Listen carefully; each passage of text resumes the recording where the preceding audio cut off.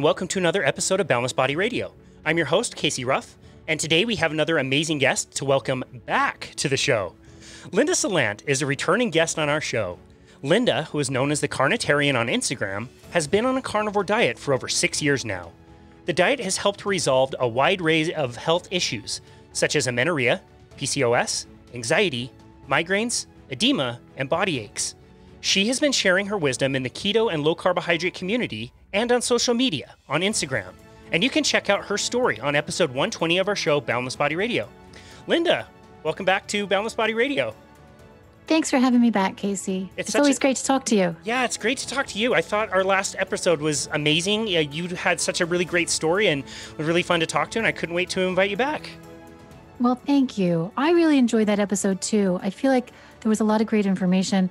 There was just a lot of great topics that we talked about. I'm really proud of that episode. Good. Thank you for having me for that. Oh, that's great. That makes me really happy. That's always our goal, to have our guests feel like they were, heard, and we're very proud to share the episode around. You told us a little bit about ballroom dancing. Do you have any ballroom updates for us?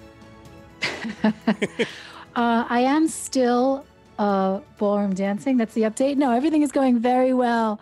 No changes there. Gotcha. Any events, no events coming up or anything?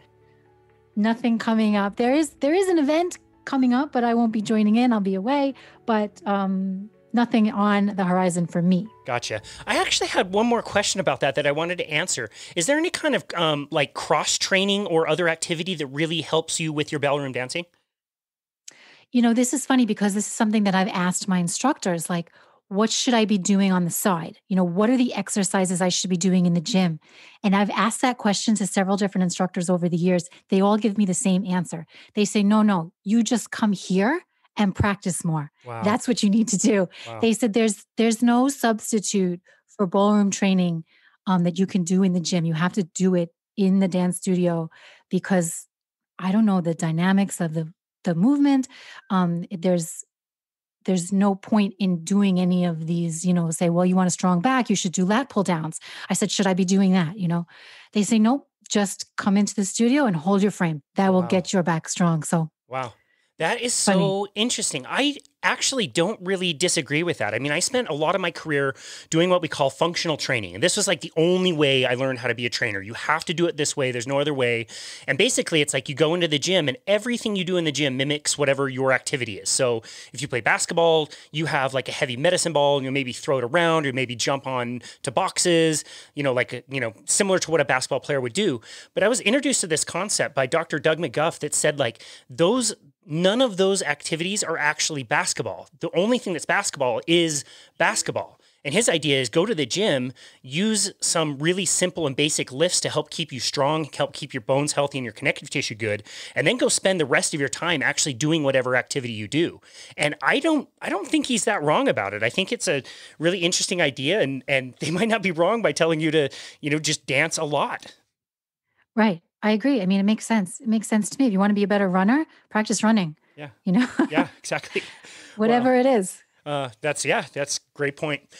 Okay, so I was so excited to invite you back on because we both have experience as carnivore coaches. So, we have special certifications, then people can hire us from time to time to help them out with their coaching. And yes, we have a bit of experience with doing that. And I just thought it would be really fun to have a conversation, not really me like asking you all the questions or vice versa, but us asking each other some questions of what people would normally ask a coach when they're first getting started with carnivore or things that would come up along the way.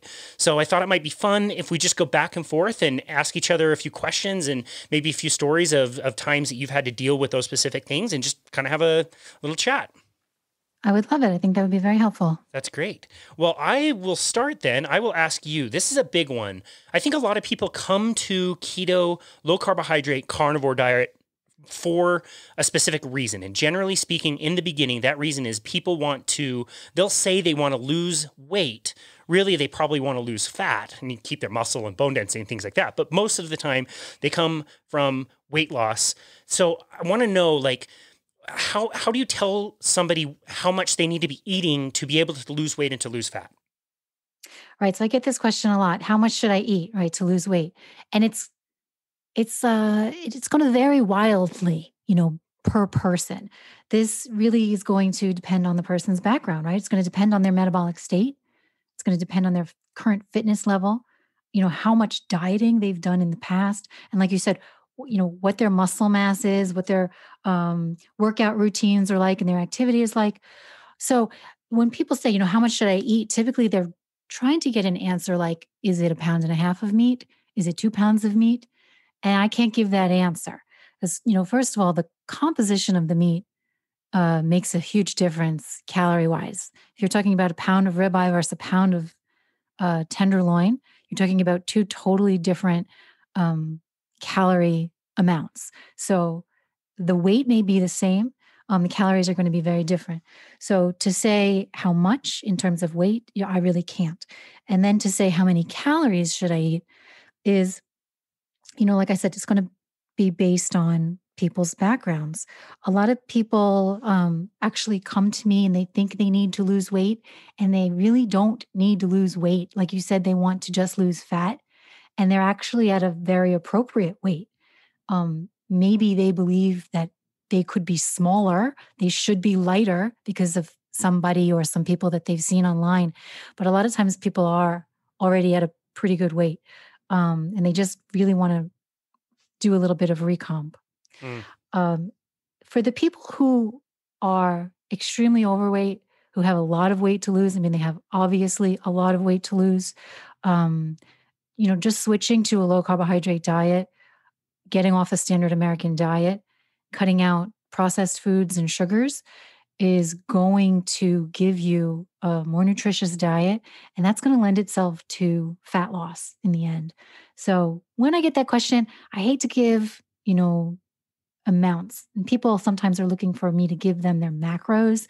I don't like to do that because everybody's sort of different. There is a macro calculator that I like, and if it's okay to mention, Of course. I'll mention I love the Keto Gains calculator just because the guys over there are, heavy into muscle gain and they don't skimp on protein. So I like the Keto Gains calculator for people. People can go to that website and they can sort of estimate their body fat based on some really great pictures that they put up of both men and women and say, well, I kind of look like that lady. I kind of look like that man. I probably have this amount of body fat. You don't have to know your percentages in order to get a pretty good idea of how many calories a day you should be eating. Mm. So I like that calculator. If people want to get their macros, they can go there. And then, give it a shot and see if you are eating a certain amount of food and you're not getting results, maybe take your calories down a little bit, take your fat down a little bit and see how it goes. Yeah, interesting. I really like that. I'm so glad you mentioned Keto Gains. They do such great work. I've used their calculator before as well. It's really nice. It's also interesting that you mentioned dieting. I think that's really important. For most of my career, I was using a metabolic cart to measure people's metabolism. And so in the beginning, this is like 2007. I had no idea what low carb was at the time. We would say, okay, you came in to do this test. We hooked you up to a mask that fed your breath into an analyzer, into a computer that tells me that your resting metabolic rate is 1,800 calories. Okay, now you're moving around, you're burning more calories. Now you add a 500 calorie workout in. So now you're burning 2,800 calories a day. So all you need to do is eat 2,300 calories, which is 500 calories less than what you're burning every single day. 500 calories times 7 days, 1 week is 1 pound. Therefore, you will lose 1 pound a week every single week until you get to your target weight. And that's the way we would use it. And then we would just sit around and say like, wow, these people really suck at tracking because nobody's getting very good results. Isn't that amazing? Right. Like it's a guarantee, right? Right. Yeah, exactly. And most people, like if they've done diets, they are used to things being very complicated. They know they have to download a calorie tracker. They know they have to, measure the calories that they're burning on a treadmill every single day. Like dieting by the nature of it is just so complicated that people feel like if they're not tracking everything all the time, that they're not going to get really great results. And I think for a dieter, it's almost more of a mindset shift. Like you have to really like give yourself permission to not need to track, see how it goes, like you said. And yeah, kind of leave all the more complicated stuff in the past. I totally agree. Right. It doesn't have to be that complicated. And that's the thing. Sometimes people get wrapped up in like, okay, here's what I'm going to do. I'm going to make this happen. I'm going to try so hard. I'm going to measure all the things. But you don't need to do that. You just kind of need to eat well, low carb, keto, carnivore, with all, the good things. And you may reach your goals and without all that frustration. I love that. Yeah, I love that. Last night we made a sirloin, which is a pretty low fat ratio and a lot of protein. And I ate this really yummy, like Brazilian steakhouse sirloin. So delicious. But I just now that I've done this for a while, I could tell as I was eating it, like, wow, I'm going to be hungry in probably like 2 hours because there's not enough fat on here to keep me satiated. And I would not have been able to determine that until I had a little bit more experience with the diet. Yeah, it's true. You learn a lot with experience, and over time, you really do learn a lot. And so it's hard for me to say to people, you should be having this number of calories of fat or this number of calories of protein, because everybody's going to feel a little bit different in terms of their satiety with those macronutrients. Um, you know, Starting out, some people may need a higher percentage of fat, and then um, as time goes by, you may need a little bit less fat, or vice versa. So it varies. It's going to vary, and it Awesome. will change over time for the same person. Yeah, that's another great thing to keep in mind. What works today might not be the same tomorrow or next week or next month. Right. That's awesome. Great answer. Thanks. All right. So here's a question for you, Casey. Okay. Um, you must get this a lot. Do I have to eat nose to tail? Do I need to eat those organ meats in order to be a carnivore? Yeah, absolutely. I'm sure we both get this one all the time. Okay, so my first answer is I don't know. My second answer is I could never tell the periods of time when I was eating more organ meats than when I was eating less. And I could never tell from any of my clients. Some people said if they included liver in their diet that they felt a little bit better. Most people just were pretty neutral about it. Are they required? I am in the camp that says they are absolutely not required to be included in a healthy diet, including a carnivore diet. I don't think most people eat them anyway. I sure wish I had been brought up on them. I wish I had the taste for them, and I don't. I wish I had the taste for sardines, and I don't. And some of those things I try to push through, and other times I just think, you know what, I'm just going to keep eating the things that I like: ground beef, a steak, chicken every now and again. Just the things that I really enjoy and the things that I'm craving that day. So if they're required, I don't know that they're required, and I've never seen it make a difference at all. So that would be my answer. I'd be very curious to hear what you think. My answer is very similar. Actually, I think they're absolutely not required. I think if you love organ meats, eat them. I don't think they're going to do you any harm.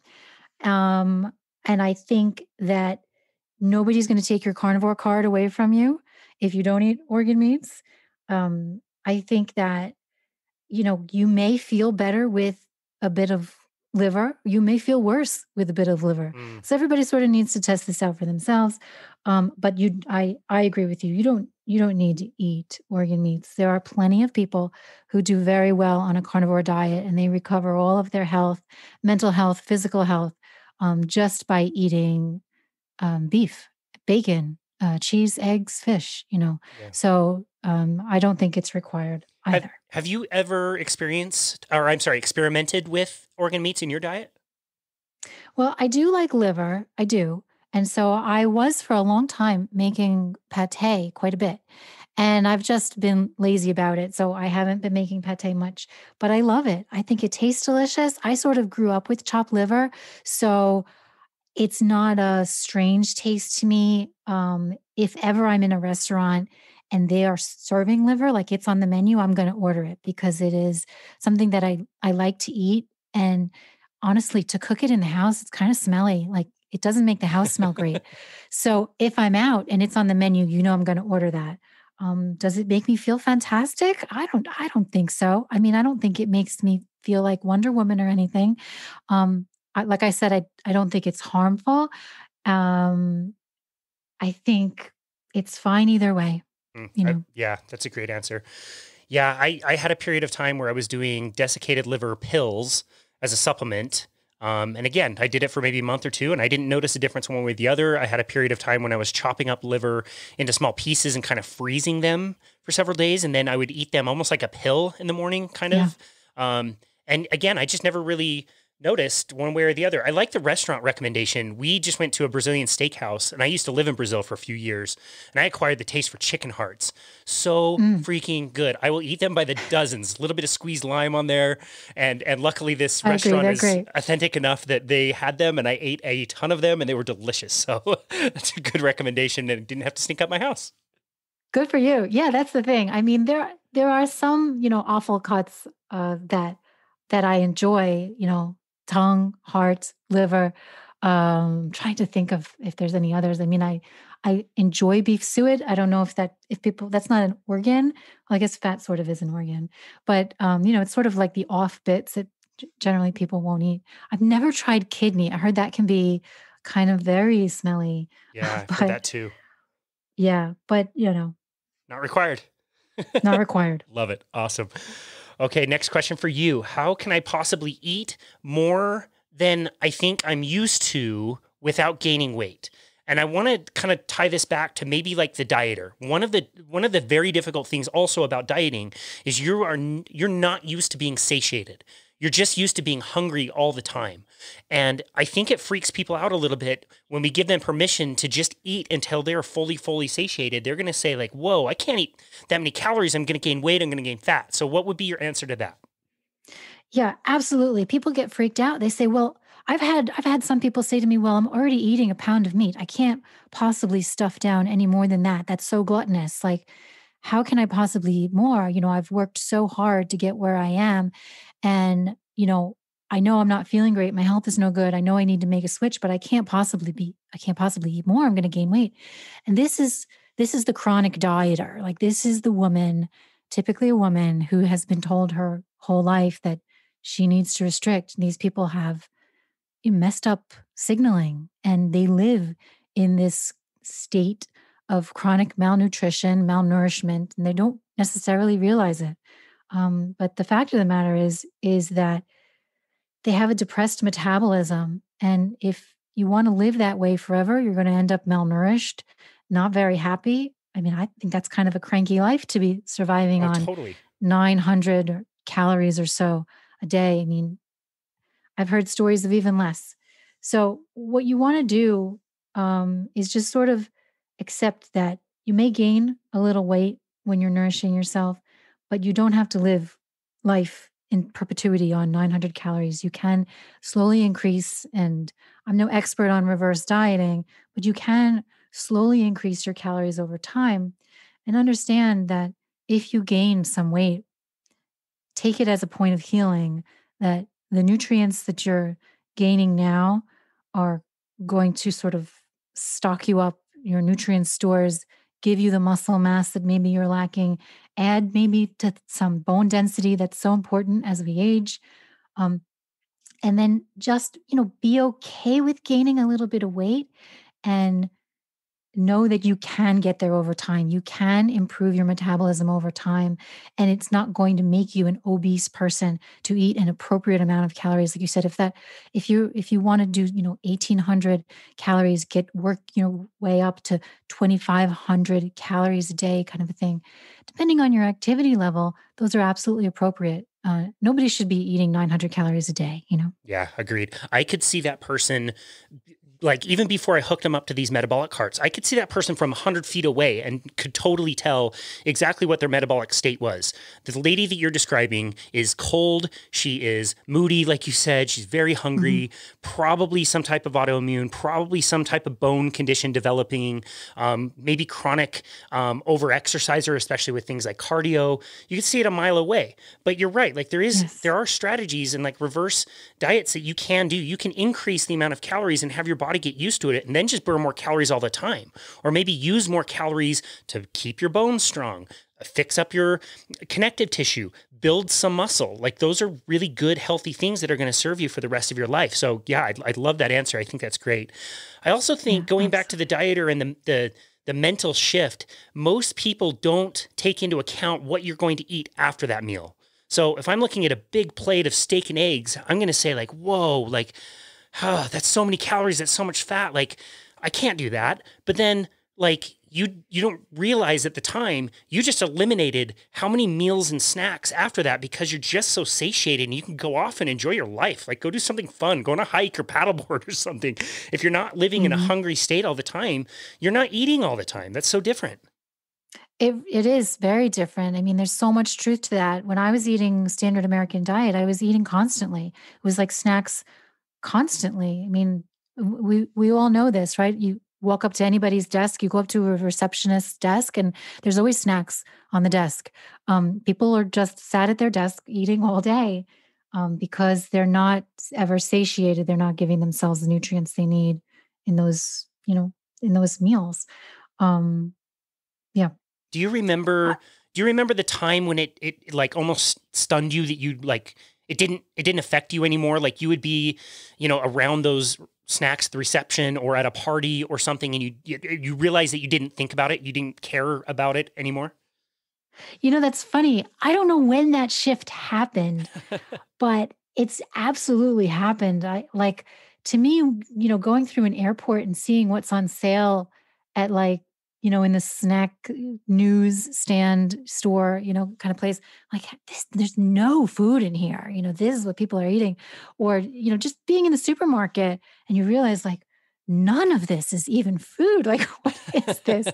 This is insanity. All of the packaged things that people are putting in their mouths that is just not even food. I tell people all the time, like and maybe I've mentioned this to you before, but if you ever really want to get off of pasta, you have to just think of it as literally ground up bird food. Like it's seed paste, Wow. ground up, mixed with water, extruded in a machine, dried out. And then we take that dried up seed paste and we rehydrate it in boiling water. We put some sauce on it and we call it a meal. But that's just like bird food. That's mushed up seed paste that's been extruded. It's not real food. To look at somebody drinking a Coke, I shudder. I go, oh my God. What is going on? Yeah, like, I can't believe it's like watching somebody smoke. You drive up and you pull up next to a car and there's somebody in there with the windows rolled up and they're smoking a cigarette. And you're like, really? Did you not get the memo on this? I feel that way when I see people eating, packaged candies and things. I'm like, how have you not got the memo on this? But a lot of people got sucked in young, or they just, they can't accept that food does not equal fun. Sure. It's and they interesting. They can't even imagine a world where they wouldn't crave those things. And what you and I are talking about is not like we're forcing ourselves to eat only certain things and never eat other things. It's just like you just lose the desire. It's very different. It's very different than trying to restrict yourself. It is totally different. I mean, when you start viewing food as nutrition rather than food as, variety or, fun or comfort. I mean, food can provide those things for me, but that's not really what they mean. It's like you start getting those nutritious foods in, and then you start feeling better and you start realizing, oh, maybe it's because I'm not addicted to food anymore. I've gotten rid of the things that cause me these cravings. I'm feeling so great and I don't need to go back. Yeah. And then that switch has been flipped. And then you realize that you don't need to go back, and it's not real food. Yep. That's right. Well said. Love it. Great answer. So we were talking about calories. I'm going to ask you a question I get a lot. Should I track my calories and should I track my macros? Great question. Okay. So I have a client. He was a former type 2 diabetic. We started working together nutritionally. He ended up following the advice and got off of insulin like very quickly and was losing weight at a very high rate. We were validating everything with a body fat machine. We knew that he was losing fat. He was maintaining muscle mass, really just flying. Like he was doing very, very well. The shutdown happened. We started working together in a different way. He started going back to his physical trainer who really wanted to make sure that he was eating enough calories and eating enough fats, or I'm sorry, not fats, but protein. He's really big on protein. And ever since then, I can see in him that he is so focused on these numbers. His trainer gets after him if he doesn't get enough protein in a certain day, and he is more or less plateaued at this point. And he still has weight to lose, and he could still progress further. And, we did our coaching last week, and that was one thing I said to him. I'm like, look, like, I'm not trying to disagree with your trainer. I know him personally. I really love that guy. He's one of my really good friends. We don't necessarily agree on the method of, training or how we track things, but that's okay. Like, try it the one way. All I'm saying is when you did it this way without tracking, you were losing a lot of fat. And now that you are tracking everything, you are not losing a lot of fat and you feel bad all the time about not hitting certain numbers. So I think it can be useful. I wish more people would try without it. I'm somebody, I've used a lot of devices in my life and a lot of things to track, and they're fun and interesting, and heart rate variability and, sleep tracking and all this stuff. And it's cool. It's cool to give some awareness to those things. But at the end of the day, like, I love the idea of like, how do you feel? Do you feel good? Are you happy? Do these practices contribute to your life, or did they take it away? And I think for most people, tracking in general is just, I'm not a huge fan. I think if you can develop a sense of when you feel really satiated and full, and then pay attention to how you feel to kind of guide you as far as how much fat, how much protein you need to be getting. If you start to feel flat, you probably need a little bit more fat, in my opinion. I wish people would go that route. Keep it more simple, make food less of a thing, and go pick up a new hobby or read a book or go on a walk and stare at some birds. You know what I mean? I love that. Right. Use it as a way to sort of, know where you fall, and then you can. I like to say to people, track after the fact if you're going to track, and only do it for a couple of days just to see. Like in the beginning, if I'm coaching someone, I'll say, I would love to know your typical day. Can you do me a favor? Go back, think about the couple days past, what your typical meals would be, and we see where you fall, so that we can really have an honest discussion about whether or not you're under eating or overeating, right? And then get away from tracking. I find that it can be, like you said, with your client, kind of depressing for people when they don't hit their targets, right? They're like, oh, but my calculator said that I was, a few grams over on fat, and they get sad about it. Or they're a couple of calories over and they get sad about it. Or they didn't hit their protein target and they're sad about it. That's no way to live. So Yeah. I'm with you. I feel like it's great information to use as a basis, for getting on with your life. Yeah, I don't think I've ever heard that advice given. Interesting to track after the fact, so then it's not so immediate and you're not down on yourself. You're tracking something that you've already done, is already in the past, so you can kind of move away from it. And yeah, that would be an interesting way to approach it, because then you get all the same information and can course correct that way. Right. It's funny you mentioned that question. I use that question as well with people, and 100% of the time get the same answer every time, which is, well, yesterday was different. Like, it can't be 100% different for everybody every time I ask that question anytime. Like, come on.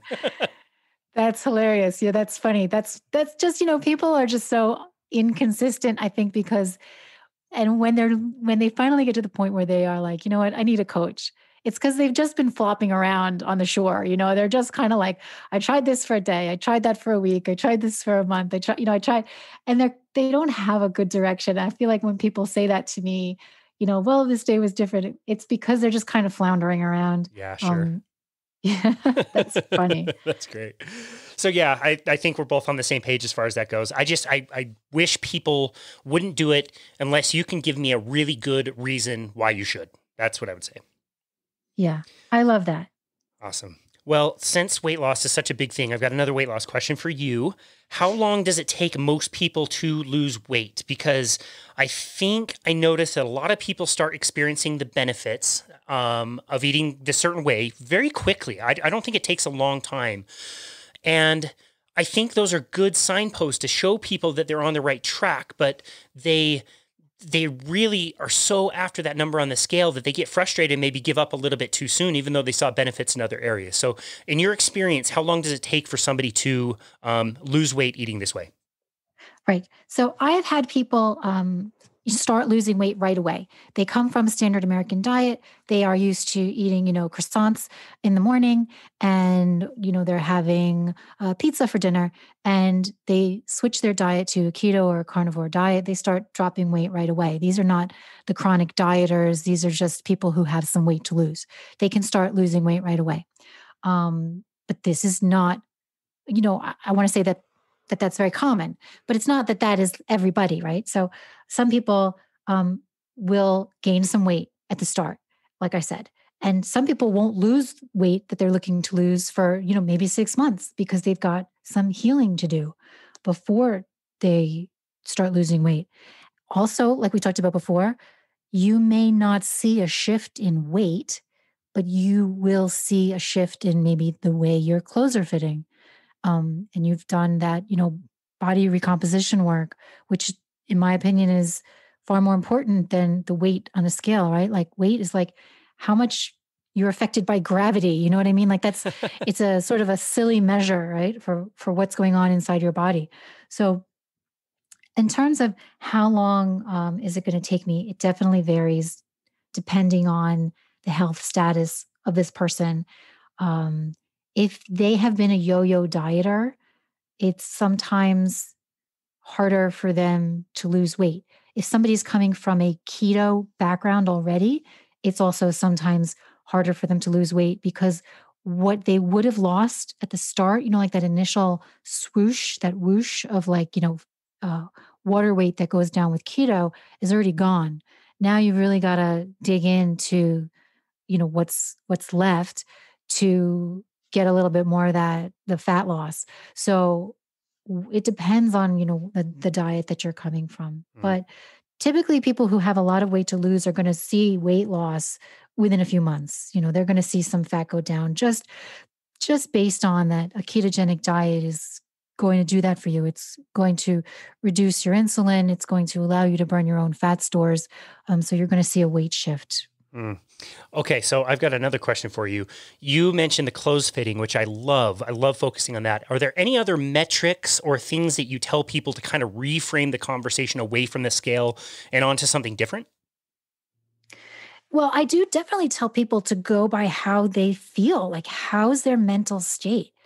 I mean, a lot of people come to me with anxiety, depression, and if that is improving, stay the course. Like if you're not losing weight, but you're mentally feeling so much better, stay the course and things will sort themselves out. And don't get frustrated by a lack of weight loss if you're feeling better. There are other metrics. I mean, you can take measurements, you can take a tape measure, you can do your um, you know, waist measurement. People say that this is a very good measure of metabolic health because it will show, the fat around your middle, which is the unhealthy fat. If that gets lower, that's a good sign. Even if your weight isn't reducing, your waistline is reducing, that's a good sign. You can, go crazy with it and get a DEXA scan, and you can really see how your body composition is changing, even when your weight goes up. So that may surprise some people that you can gain weight and be in a better state metabolically, even when you're starting from a place that's not underweight. Like we all look at people who are underweight and say, yeah, they would benefit from gaining some weight. But your average person who is of average weight, average healthy body fat percentage, may gain some weight when they increase their protein. They may start doing some resistance training. They switch to a low carbohydrate diet. They may gain some weight and be upset about it, but they're looking awesome. They've basically increased their muscle mass, and you can see that kind of a thing on a DEXA scan. Yeah, I love that. Yeah, I love going by feel. I love the waist to hip ratio kind of thing, or like a waist to height ratio. The problem there is just it's so cost prohibitive. I don't know if many people can go out and buy a piece of string that long. It's tough. Right. That's a tough one. I just think those low cost methods are just so easy. Like I'll tell people just take a before picture. Don't show anybody. Just put it on your phone. Take a picture, front, maybe side, and just compare it to a picture like a month or two later. You'll be shocked. Whatever the scale says, who cares? Like you'll be shocked the difference between those two things. So yes, those are it's easy. incredible. That's such great advice. Taking the picture is such great advice.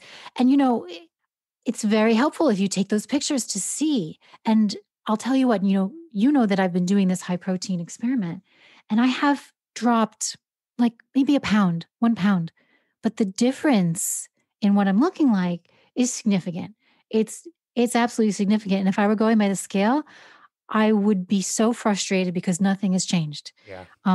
But it's there, but it's not about the scale. It's not about the weight. I love that. Great answer. So let's see, Casey. Tell me, um, you're a trainer, so you get this a lot. I know you do. What are the best forms of exercise to go with this diet? Being a carnivore, do I have to be in the gym? Do I have to be lifting heavy? This is a man's diet. Maybe people are thinking, oh, it's so meat heavy. People who are into this, they must just be lifting heavy weights. Everybody's doing deadlifts, right? Yes. What are the best forms of exercise to go along with this? Everybody has to go join a gym. They need to work out 6 days a week, CrossFit style, until their shoulders go and their knees are toast. Yeah, I do. I love this question.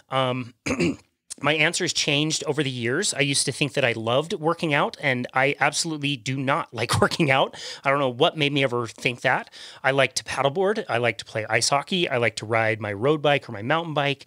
Those are the things that I enjoy. And I put the enjoyment as the higher priority. Like if you told me that those things were really bad for me and that, I suck at hockey and somebody's going to clobber me while I'm riding my road bike, like I would still do them because I enjoy them. I really like those activities. I don't like spending a ton of time in the gym. In fact, I haven't set foot inside a gym in a year and a half at this point. It's really amazing how creative you can be, even with household objects, or my favorite workouts are just in the neighborhood. And I'll come up to a park and maybe I want to hang for 30 seconds and maybe I want to do a few pull-ups, or maybe I want to do a few push-ups, or I want to lift up a rock by the lake or something and carry it around. Like I enjoy those things. The good news about that kind of style is I don't believe that needs to be done very frequently to be very effective. And so my total time of lifting weights in a week, there's no chance it's more than 20 minutes in the entire week total. And what I'll do is just when I'm doing a lift, I'll just do whatever I feel like, but I will move really slowly so I don't get injured. And then I will push myself to a point that is like really, really close to failure. And what that does inside the body, again, this comes from Body by Science by Dr. Doug McGuff, where I learned these principles, is it sends a signal to the body that if you push yourself to that deep level of fatigue, that the body knows that it's not strong enough for what it needs to do. Therefore, it needs to shuttle expensive resources over to increasing muscle, increasing strength, increasing bone density, increasing, the strength of your connective tissue, tendons and ligaments and things like that. And so, but again, the catch is you don't need to do that very frequently. That signal is enough to maintain muscle. And I've certainly found that to be true. We have very simple setups with very minimal equipment. I mean, a workout I did with one of my clients this morning was with TRX straps. We had a resistance band and we had monkey bars in a park outside in the sun. It was glorious. It was great. We had an hour-long workout. He really loved it. He felt like he was pushed. We didn't use any of the same equipment we used to use when we were at the gym, and we had a great time. And I think people can make that very, very easy on themselves. As far as cardio goes, I get a lot of questions about like strength training versus cardio. I don't have any real, I don't see any benefit from people doing chronic every single day, kind of mid-intensity cardio. Think like I joined a gym. It's January 2nd on a Monday, so I'm going to the gym and I'm going to run on this treadmill as hard as I can for 45 minutes until this calorie tracker says I burned 600 calories, then I'm going to leave. I think that is the least helpful thing that somebody could do. The thing that I want most people to do if they did nothing else is walk. Get outside, walk around. If you're 600 pounds, see if you can walk to the mailbox.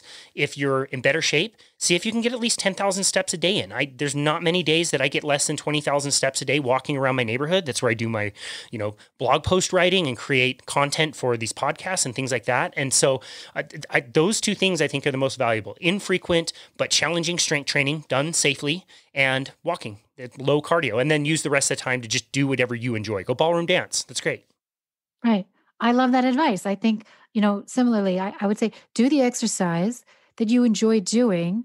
And I completely agree with you that cardio is just counterproductive. I feel like, I've been there. Like I've been that, cardio queen where I'm like, okay, I need to get in shape. I'm going to start incorporating half-hour treadmill runs. It's torture. and it just makes me hungry. And then you just eat back those calories. It seems so counterproductive. If you don't enjoy treadmill running, I just see no benefit in that. But I Did, love the workouts to failure. I think is, like you said, it's such a great muscle building concept. That's the way it has to be done is, puttering around with 2 pound weights, and doing a few movements isn't really you're not going to grow, right? So you have to sort of be intent with it if your plan is to grow muscle. I like your take on that. yeah, I mean, just think about that person with the 2 pound weights. What the signal you send to the body is, okay, all the strength you needed to accomplish that, we already have. So we don't need to build more muscle or more connective tissue or anything else. So yeah, that's great. Did you know this fact that a treadmill literally was invented for torture? I didn't know that, but I feel it in my heart that that's got to be true. I've never enjoyed treadmill running ever. I can't Awful. stand that. Yeah, it's awful. It is. It's absolutely awful. Okay, this one I get all the time. Bulletproof coffee, butter coffee, keto coffee, cream coffee, any high fat version of coffee. I want to do a carnivore diet. I love coffee. You're telling me I have to eat animals and not any plants. So there goes my coffee and there goes all the fat of my coffee. What do you think about bulletproof coffee or any style that's kind of coffee in that direction on a carnivore diet? Right. This is a very frequent question. Do I have to give that up? You don't have to give it up. You don't have to do anything. Okay. So there's two things going on here for people. There is maybe there's three things. There's basically what is breakfast, which is giving you some fuel in the morning, which is that butter or that heavy cream or that MCT oil. There's some calories coming in the morning, and that helps people who enjoy eating breakfast. Okay, fine. You can get that in other ways if you enjoy eating breakfast. You don't have to have oil for breakfast or heavy cream for breakfast. There's also a caffeine addiction going on, and there's just the love of the experience of the coffee going on. And I would never tell anybody you've got to get rid of that if you are going to be a card carrying carnivore. Mm. What I will tell you though is that in keeping those bulletproof coffees, those butter coffees, the super creamy coffees in can stall you if your goal is weight loss. Dairy can be very inflammatory for some people, and as soon as they cut dairy, they all of a sudden will lose a few pounds that they've been trying to lose. They realize, oh, that was what I was missing. Mm. It was the dairy I needed to get rid of. So I recommend that give up the additives in the coffee to start if you can. The caffeine addiction is hard to beat. If you can taper down, do a little half calf if your goal is to get rid of the coffee completely. Um, and see how that goes. So get rid of the additives, and then if you want to try to get rid of the coffee, get rid of the coffee as well. But you don't necessarily have to. If you're not reaching your goals, that's a place where you're going to want to look, and that's a place where you're going to want to cut it. So do the experiment and see if you're inflamed because of it, or see if that's the thing that's been putting you over on calories. I mean, there can be a ton of hidden calories in those oily coffees. Yeah. So it's Yeah. going to make a difference. Gotcha. If you can get rid of those. Great point. Yeah, I have kept that in my diet. I fully acknowledge that whether it's the coffee beans or the butter, there's something that doesn't agree with me. Like I get pretty mucusy, I guess, when I have it in the morning, but I don't care. Like I like it. Right. It's sort of a point of priorities. Like, how much do you enjoy that experience? And it's like your best quality of life for you is still having that experience and keeping it. Yep. I love that. That's great. And I totally agree with you as far as, burning the fat on your body versus burning the fat that you just ate. Sometimes you need to reduce the fat that you're eating so you can burn the fat that you already have. Right. Love Absolutely. it. Great answer. All right. So question for you. Cheats versus treats. Let's say I am a carnivore. Sure. I've been doing this for 3 months, and I feel like I've been, really, really strict with myself. And there's a wedding coming up, and it's my cousin's wedding, and I haven't seen him in a while. And it's a really big family. And we always have, big, huge family food feasts. That's what the family is about. Is it okay do I have your permission, Casey, to go off plan? Can I just have a cheat day? Or, I'm going on an anniversary trip and I want to have some treats, a few margaritas. Are they going to kill me? What do you think about this? Can I do this? I get this one all the time. Okay, so I love the concept of treats versus treats versus cheats. Hard to say either one, and I call them treats. Don't think you're cheating on yourself. It's just a treat, and I would say when you do it, make it count. Like I don't necessarily like people having like keto approved ice cream in their freezer all the time versus like if you want to go eat ice cream, like just go have normal ice cream. What things you're going to notice? You're probably not going to feel great afterwards. Your sleep might suffer. You might be really hungry the next day and you might not be used to that if you've been doing carnivore. And then just weigh those things and decide when is it worth it and when is it not. And I would be more than willing to bet based on my own experience and experience with my clients that over time that the number of times they would choose treats would naturally decrease. I think most people, just like you said earlier about feeling, most people just don't want to feel like crap and are not willing to feel like crap for something that's not worth it. So that would be my answer there. I would say make it occasional, really enjoy it when you have it, slow down and really taste the flavors. You're probably going to think those flavors don't taste as good as you remember them anyway. Yeah, and I would just let that almost like self-regulate for people. I agree. I think that is what tends to happen. Like we were saying in the beginning, you just sort of tend to stop seeing those things as food. Like, when I look at somebody having a strawberry margarita, I'm just seeing like inflammation. I can feel my own legs swelling watching them have that. And to me, that's not a treat at all to go on vacation. And then you have these wonderful memories and then they're tainted by how terrible you felt after Yep. indulging in your treat. Maybe you would treat yourself to something differently next time. And I agree with you. Over time, those wants just change. What you're interested in just changes. Yep, yeah, I totally agree. We went to Mexico on a trip, and all of the food was available. It's kind of like buffet style, and you can just go up and get whatever you want, and all the breads and desserts and all kinds of stuff that we could have chosen. And we just said, on the plane ride down there, like, hey, like it's vacation, let's just eat whatever we can, just have whatever, like enjoy all these different things. And there was not one single meal that we really significantly chose to go off of our diet because I don't want the next 12 hours of my life to suck. Like I'll have some fruit or something that's delicious down there, but to waste it on like a crappy piece of cake or something, like no, not worth it. Absolutely agree. Awesome.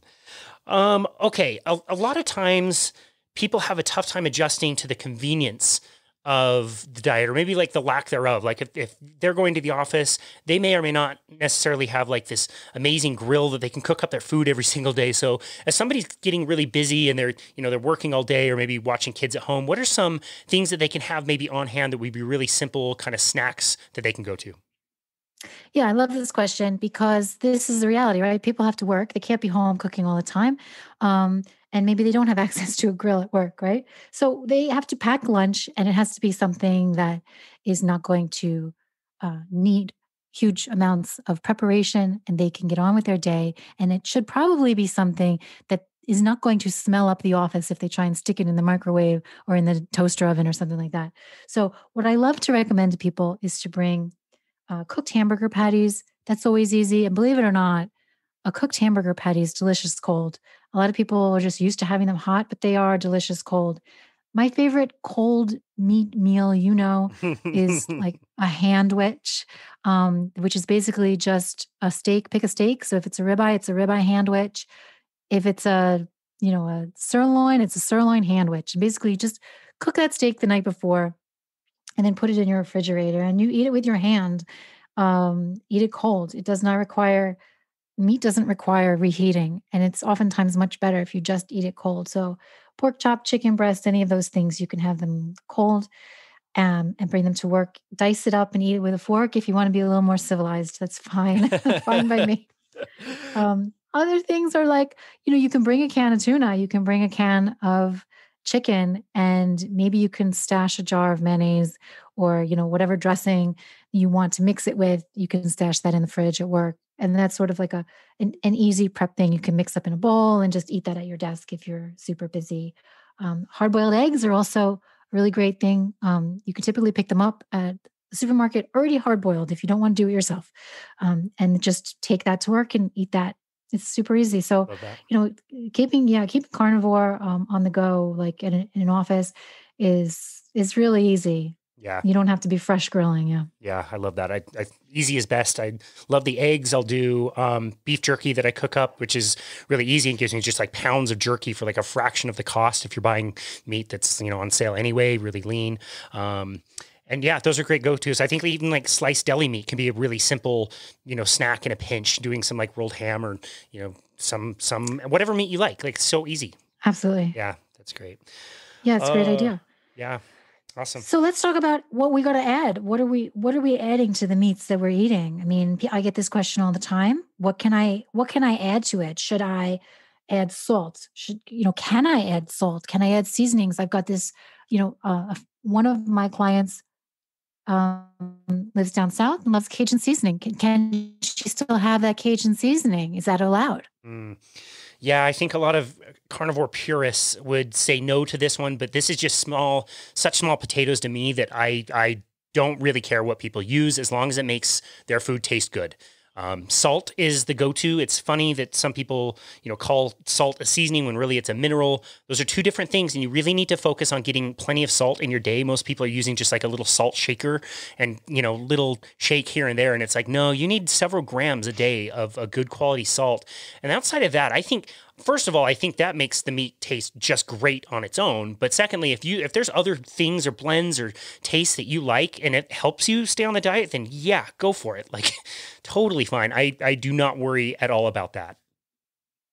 Yeah, I mean, I'm sort of with you on this. I would put in a caveat of, look for the cleanest seasonings you can find. So if you've got to have that, Cajun spice, please do try and seek out a spice company that doesn't have like fillers and really weird, unpronounceable things in their spice blends. But as far as like, dried herbs, go for it. Like that's not where we're failing as a country. Yeah. We haven't added too many seasonings to our food. That's not it at all. So yeah, I'm with you on that. And and absolutely, the salt does make the meat just taste better. So I good. enjoy it. And some people don't use salt at all, but I enjoy it. Yeah, I agree. Quality ingredients. Let's give a shout out to Select Savory Seasonings and Cory Conklin. We've had him on the show. They make great seasonings that don't have filler and crap in them. He made a point, and he's absolutely right. Like, if you have a good quality seasoning, a little bit goes a really long way. Like, we're not restocking on some of the seasonings we bought from him for a very, very long time. And he suggested like mixing things around, like use the pizza blend on a hamburger one night, have the ranch blend on your wings one night. Like, there's no rule that says you have to use spices in a certain way. Just use it enough to give you some variety and mix and match and have fun with it. Really enjoy it. Absolutely. I agree with the Select Savory Seasonings. There's one that he puts out, which is a great Greek gyro. And maybe people want me to say hero, but I'm going to say gyro. Great Greek seasoning, which is fantastic on things that you would never think that it would go on. I put that on pork belly and it's phenomenal. Wow. It's really terrific. Oh, I just bought some pork belly. No weird Perfect. ingredients. Put it on there. It's like heaven. That's awesome. Wow. Okay. I think this might be my last question from you. Supplements, Okay. supplementation. What things should people be thinking about as far as supplementation goes? Well, to be honest with you, there's really not much required when you're on a carnivore diet. The things that I tell people they may need are sodium, potassium, and magnesium. Um, those are the kind of essential supplements that I would say, have them on hand. Um, we're all sort of lacking in magnesium. I use one that's like a liquid magnesium, and I put a few droppers in water and take it that way.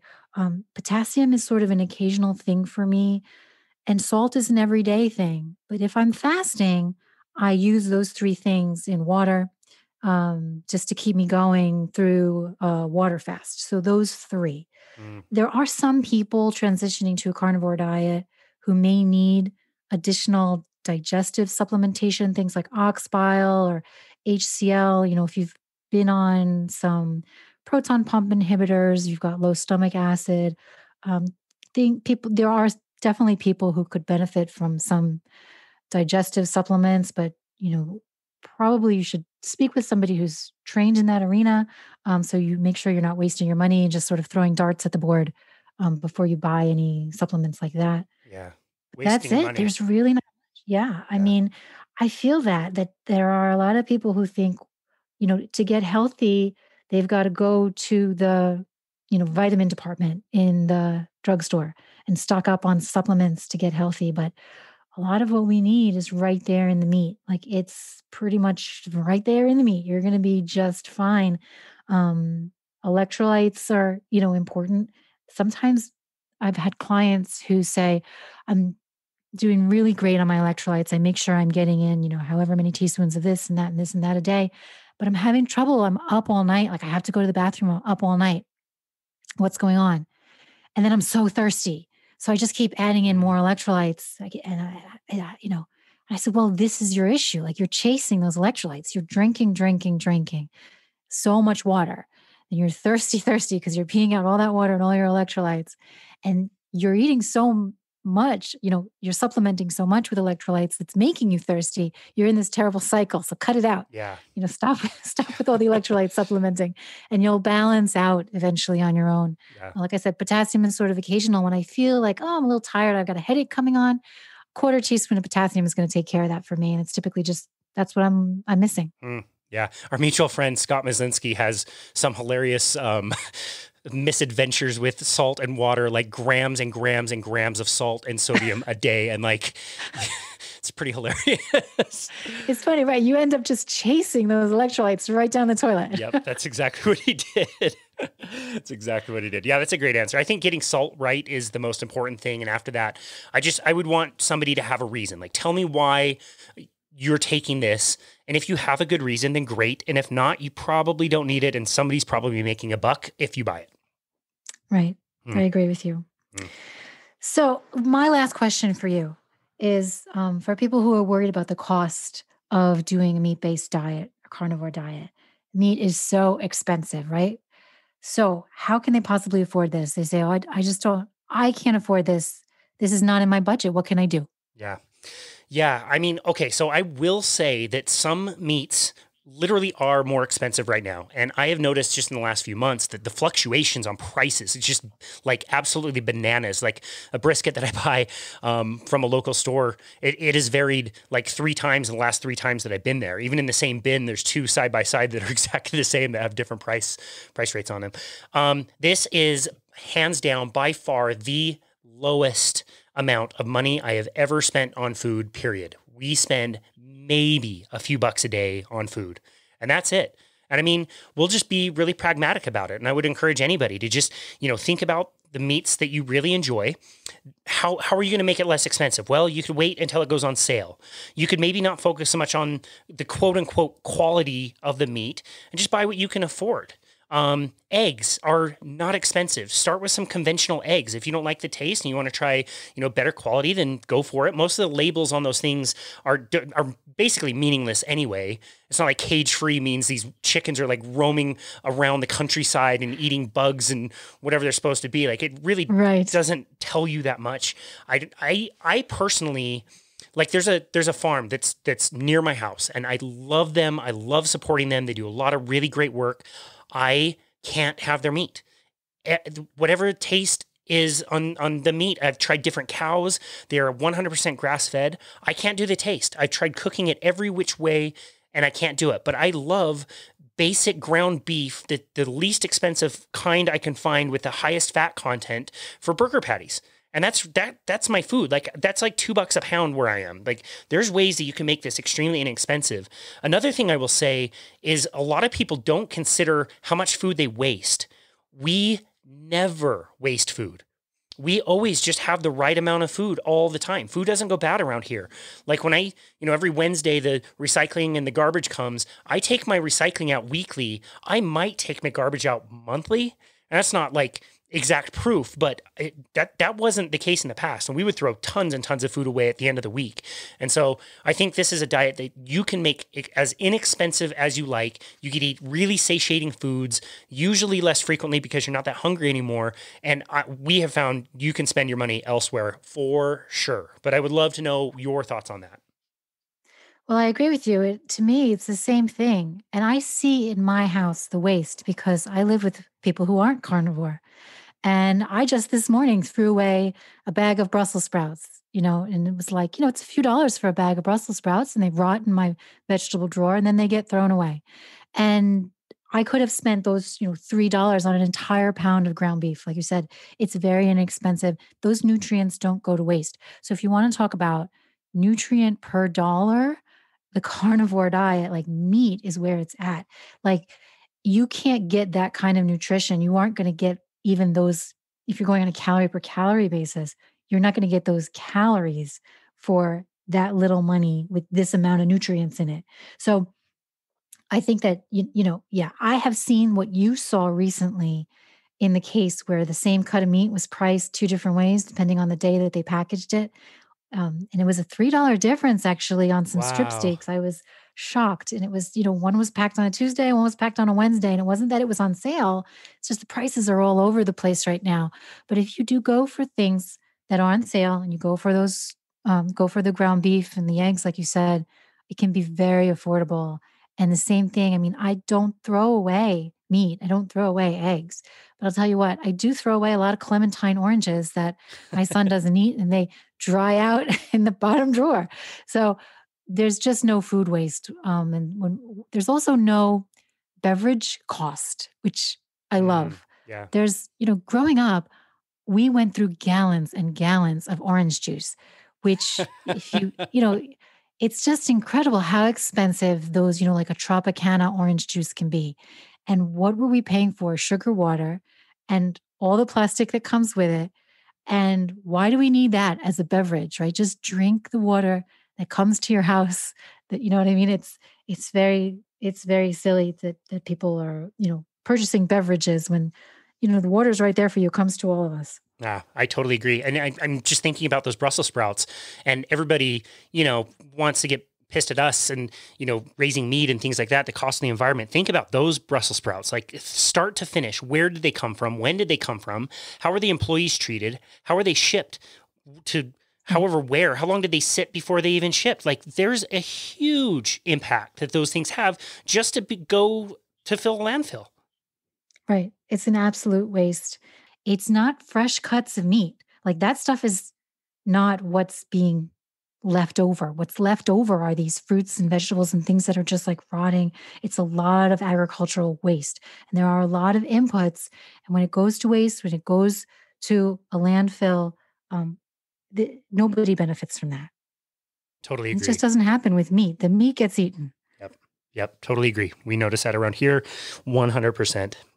Wow, this has been a blast. I knew this was going to be fun, but I've had a really great time talking with you. We would be horrible politician debaters. We agree on way too many things. We're just like, yeah, I agree with you. Yeah, I agree with you. We'd be terrible at politics. I want to tweak the last question that I normally ask, and I'm going to ask you specifically. It was just something I was kicking around earlier today, and I want to know, like, you've done this for a while now. You've seen a lot of people. You've worked with a lot of people. You've responded to a lot of people graciously with your time. Have you first of all, have you ever seen eating this way cause somebody harm? And then the second part of that, have you ever seen eating this way like not work? Did somebody ever try to move in this direction, as strict as they wanted to be, as liberal as they wanted to be, and go down this path of ways and say, wow, this sucks. I want to go back to being a vegan. Have you ever witnessed that? That's funny. I have not. I mean, I have had clients sort of fall away and they just, they don't contact me back. They say, I'm going to try and then I know that they're really not. So I think that there are definitely people who don't stick with it, for sure.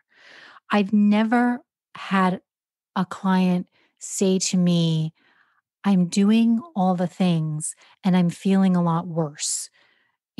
if they say to me, I'm doing all the things, but I'm not feeling any benefits, then we can talk about maybe what things need to be tweaked.